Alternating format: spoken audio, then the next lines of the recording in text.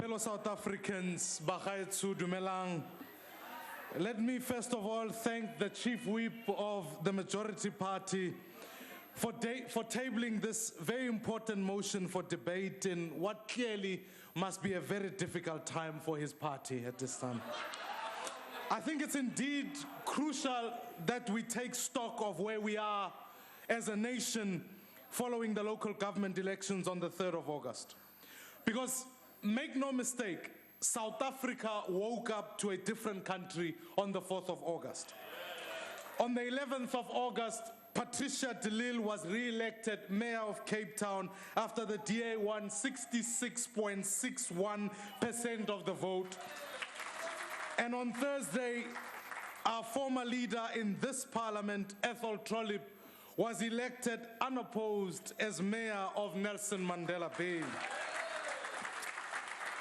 On Friday, Solim Simanga was sworn in as the mayor of our nation's capital in Tshwane.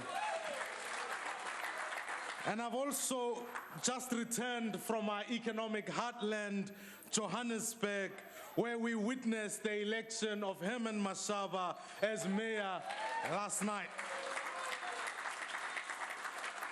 Fellow South Africans, this caps the election of opposition-led governments in towns and villages across the country, from Gouga in the Eastern Cape to Mokgopong in Limpopo and to Mthembu in the Free State. So let me take this opportunity to thank, from the bottom of my heart, to thank every South African who voted for change in this election. Rea leboga, enkosi, siyabulela.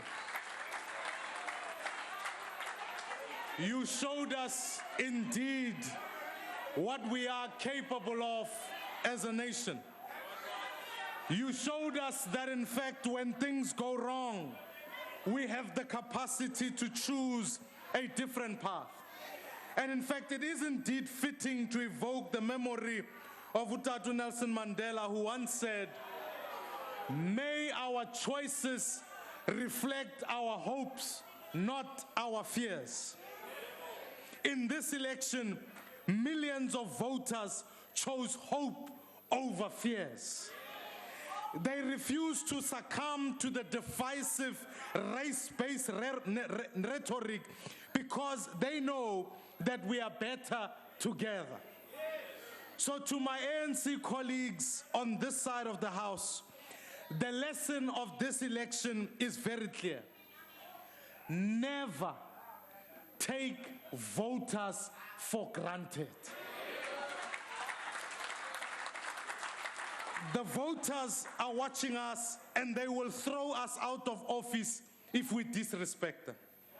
And I also want to say to our dear colleagues in the 33 governments we now lead, let us never arrogantly claim that we have a divine right to rule or that we will govern until Jesus comes back.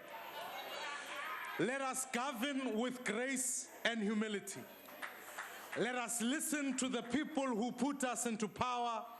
Let us do our best at all times for all the citizens of our country. Let us never take voters for granted. Madam Speaker, now that the dust has settled, we can start to look ahead to the future. This election is a tipping point that heralds the complete realignment of our politics. The age of arrogant, dominant party is over. A new dawn of vibrant, multi-party politics is upon us. And this election, we have sown the seeds for victory over our enemies in the next coming years. And when I say our enemies, I'm not referring to any particular person or any particular party. Because for us, politics has never been about that. When I say enemies, I refer to the triple-headed monster of poverty, inequality, and corruption. These are our sworn enemies, and we will keep fighting until they have been defeated. Fellow South Africans, let us never compete for power for its own sake. The DA will always remember that power is a means to an end, a tool that if used wisely with humility really can bring change for all the people of South Africans. Ke a leboga, enkosi, siyabulela.